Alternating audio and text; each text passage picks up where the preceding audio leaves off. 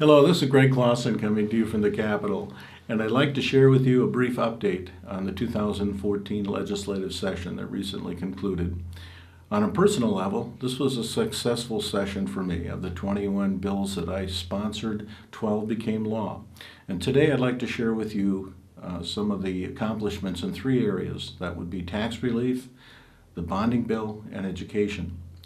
Tax relief, we provided over $500 million in tax relief that'll affect about 2 million Minnesota families in the areas of property tax, sales tax, and income tax changes. We also did a lot of work on federal conformity law, making sure that our Minnesota state tax laws are conforming with the federal law. And this will affect Minnesota teachers, married couples, and students in the state of Minnesota. We also provided $150 million that will go into our reserve fund. This will bring our reserve fund to over $800 million, and I think that's important that we have a good reserve fund so that we can avoid some of those down times during the economy and not have to look at tax changes, tax increases, and other changes to make up that loss. In the area of bonding, we had over $4 billion in requests, and we were able to provide $1.17 billion in relief.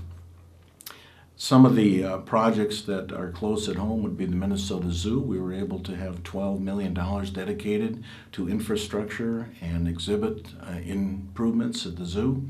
And I think it's important to note that the zoo annually has 1.4 million visitors that contribute $167 million to our local economy. And lastly, education. Last fall, and you've heard this from me in the past, last fall, Senator Boniff and I, the chair of the higher education, and I, the vice chair, we toured 22 college campuses.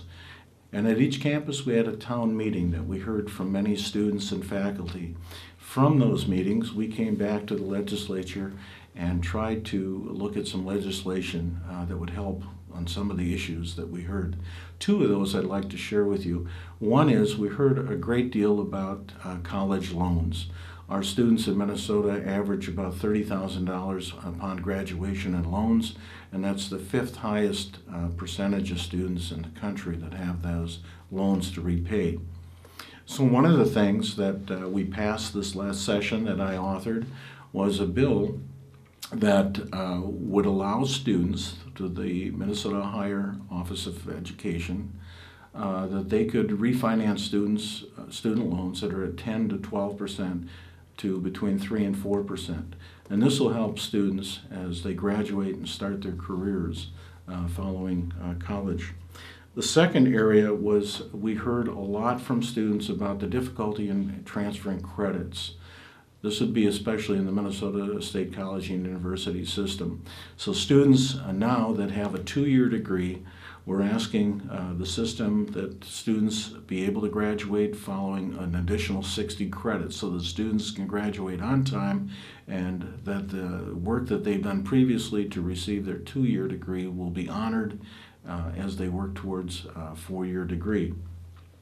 Other increases that we did would be in the area of lease levy for our public education. This was a bill that I sponsored. It increased the amount that school districts can levy on a per pupil basis for lease levy improvements.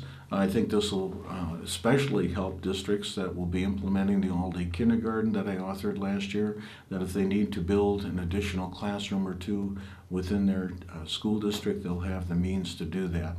On a local level, the Rosemont, Apple Valley, Eagan Public Schools, we were able to pass a lease levy increase that will allow them to build a centralized transportation hub. And so on a local level, that will provide a savings of about $500,000 annually to District 196 schools. We also increased the per pupil funding allocation across the state, approximately $24 per pupil, and that will be a good increase for our public school system. Lastly, I'd just like to announce and give you an update on an event that's going to be happening on May 28th. This was a bill that I passed last session to create a summit dealing with mental health workforce needs in the state. We've been working for the last 9 months.